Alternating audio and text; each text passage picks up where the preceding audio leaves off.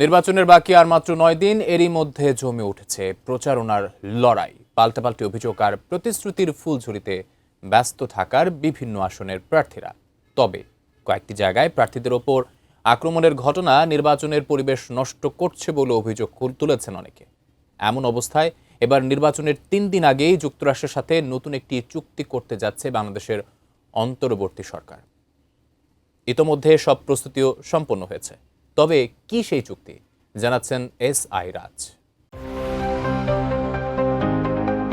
নির্বাচনের দিন যত ঘনিয়ে আসছে, উৎসবের আমেজ ততই বাড়ছে। সেই সাথে বাড়ছে শঙ্কাও।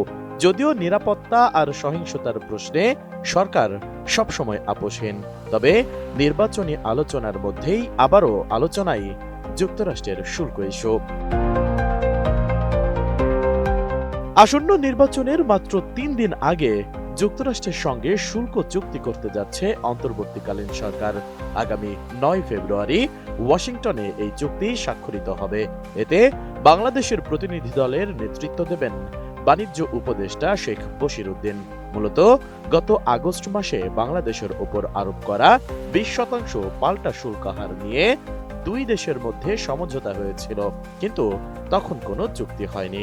তবে এবার ওয়াশিংটন ডিসিতে সেই চুক্তি স্বাক্ষরিত হতে যাচ্ছে। বিজলি কেবলসের স্কিন কোটেড ইনসুলেশন আগুন প্রতিরোধী। বিজলি কেবলস, নিরাপদ আজীবন। বাণিজ্য মন্ত্রণালয় সূত্রে জানা গেছে, যুক্তরাষ্ট্রের সঙ্গে চুক্তি করতে আগামী ৫ ফেব্রুয়ারি বাণিজ্য উপদেষ্টা শেখ বশিরউদ্দিন ও বাণিজ্য সচিব মাহবুবুর রহমান ঢাকা ছাড়বেন। প্রথমে তারা জাপান যাবেন। ৬ ফেব্রুয়ারি জাপানের রাজধানী টোকিওতে বাংলাদেশ জাপান অর্থনৈতিক অংশীদারি চুক্তি BJEPA সই হওয়ার কথা রয়েছে। এরপর সেখান থেকেই তারা যুক্তরাষ্ট্রের উদ্দেশ্যে রওনা হবেন।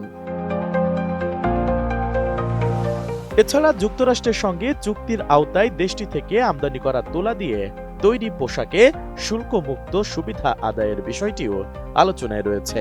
এই সুবিধা পাওয়া গেলে যুক্তরাষ্ট্রে বাংলাদেশের পোশাক রপ্তানি বাড়বে এবং একই সঙ্গে বাংলাদেশে যুক্তরাষ্ট্রের তুলা রপ্তানিও বৃদ্ধি পাবে। এদিকে রোববার সচিবালয়ে সাংবাদিকদের সঙ্গে আলাপকালে বাণিজ্য সচিব মাহবুবুর রহমান জানান, ৯ ফেব্রুয়ারি চুক্তি সইয়ের জন্য যুক্তরাষ্ট্রের কাছ থেকে তারিখ পাওয়া গেছে। এ বিষয়ে চুক্তির খসড়া তৈরি করা হয়েছে এবং নির্ধারিত তারিখে সইয়ের অনুমোদন চেয়ে সারসংক্ষেপ পাঠানো হয়েছে। অনুমোদন পেলে চুক্তিটি চূড়ান্ত করা হবে। পাল্টা শুল্কের হার কত হতে পারে এ প্রশ্নের জবাবে বাণিজ্য সচিব বলেন, বর্তমানে ২০% শুল্ক বহাল রয়েছে। কিছু দেশের ক্ষেত্রে একই হার রয়েছে, আবার কিছু দেশের ক্ষেত্রে আরো বেশি। বাংলাদেশের ক্ষেত্রে শুল্ক হার কিছুটা কমার আশা থাকলেও ৯ ফেব্রুয়ারির আগে এ বিষয়ে নিশ্চিত করে কিছু বলা যাচ্ছে না। তাছাড়া সরকারের পক্ষ থেকেও এখন পর্যন্ত এ বিষয়ে আনুষ্ঠানিক কোনো বক্তব্য পাওয়া যায়নি। এস.আই. রাজ, এটিএন নিউজ, ঢাকা।